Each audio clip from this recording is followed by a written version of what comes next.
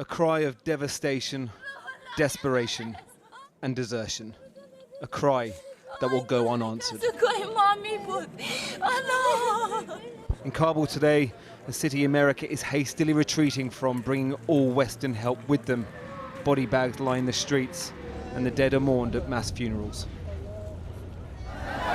For days, desperate people cowered in sewage canals outside the perimeter of Kabul airport. Yesterday, they were targeted by a suicide bomber. Clinging to hope, murdered in the gutter. The scale of this atrocity vast. More than 160 lives lost, according to the Associated Press, although the numbers are hard to verify. And this afternoon, confirmation that among them, 2 British adults and the child of a British national, murdered in the country they were trying to flee. The situation was very bad. There was no one to retrieve the wounded and dead bodies out of the water, and most of the people were killed because the foreigners had blocked the road for an hour. Some of the wounded people died because the roads were blocked. At least 150 were wounded in the attack, which an Afghan affiliate of the so-called Islamic State has said it was behind. In a city that's all too familiar with mass atrocities, the doctors treating them say what they witnessed yesterday was the death of hope. This one, I saw really something different in the eyes of the people who were coming to our gate. There was really an absence, and their eyes were completely lost, absent. And I mean, they were not even thinking about to cope with the situation. They were completely, I think, neglecting. They were in another dimension, could say. And it's really like they were seeing the most horrific things they ever seen in their life. Is it something new? The roads to Hamid Karzai International are now blocked by the Taliban. The message from the UK, if you're not already at the airport, your fate for now lies in Afghanistan. Almost 14,000 people have been evacuated on UK military flights, but the Defence Secretary admitted this morning around 1,000 eligible Afghans will be left behind, as well as possibly 150 British nationals. British nationals like this young man who travelled for a wedding and is now stranded, in hiding and scared. And it's really difficult to get to a safer location, and there are only so many people, you know, in this place that can hide you away for a night or two. And there are loads of us left in Afghanistan, still stuck, still in this terrible situation.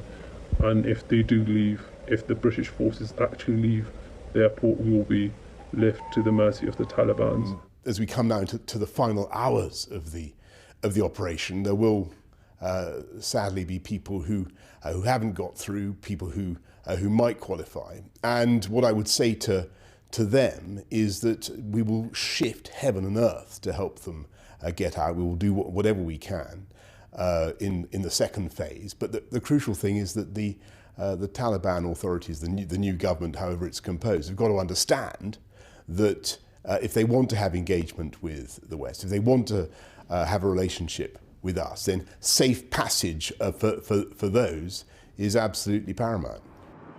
Tonight, with every evacuation flight that leaves the Afghan soil, a question: is this one the last? Leaving the people of Afghanistan, their lives, their fates, in the hands of the very same men they were liberated from 20 blood-stained years ago.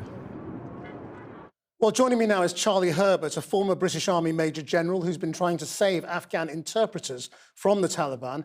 He was a senior NATO advisor to the Afghan police between 2017 and 2018. Thanks for joining us. As you watch this window closing, what's your gut feeling? I mean, it's just hard not to be consumed with this extraordinary feeling of anger at the entirely self-inflicted catastrophe that this is. But I think more overwhelming is this deep sense of sadness. And I've spoken to a number of my military colleagues and ex-military colleagues, and I think we're all feeling this deep sense of betrayal of an entire nation.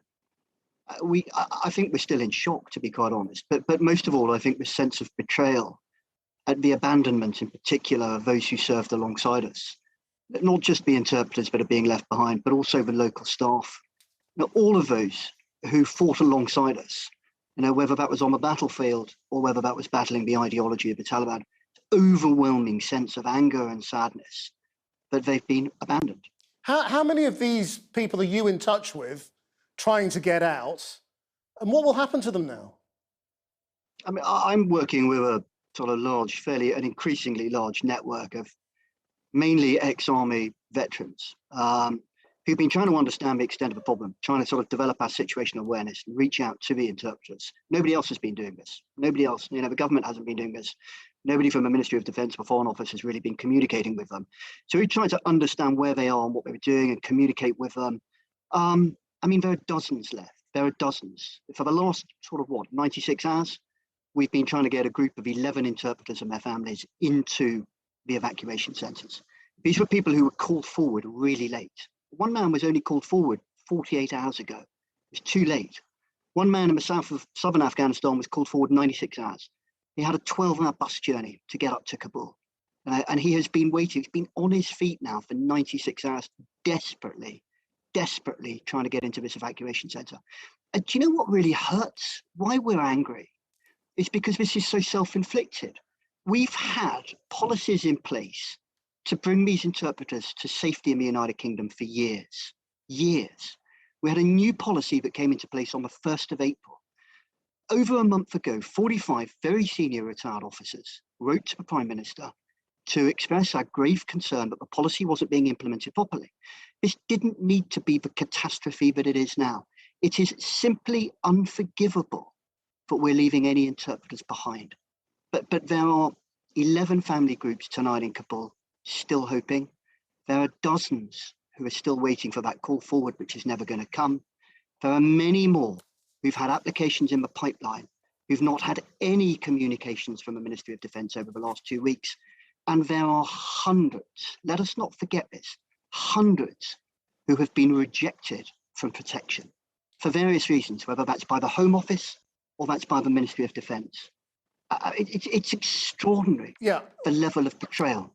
I mean, we've been talking to people as well whose family members perhaps weren't working for the military, but were working for other Western agencies, aid agencies, development agencies, and they are not getting help either. So what is going to happen to these people now? What is their best You're chance? absolutely right. Well, I've been fighting heavily for military interpreters and military staff, but you are absolutely right. There are those that fought the Taliban ideology, civil society groups, journalists in particular, those working for international development companies on counter-terrorist programs, for example, those working for the British Embassy. What's going to happen to them? Well, those that aren't, I don't know what's going to happen. I think it's naive and simplistic to suggest that the Taliban are going to let them out. The father of one of the gentlemen that I was in touch with today on WhatsApp, his father was hunted down by the Taliban today. They got him. They broke both of his legs. Now, I saw the pictures of him in hospital this afternoon. The idea that the Taliban are just going to, forgive those that sided with the British military against them, it's naive. They will not be getting out on humanitarian flights. Thank you very much indeed.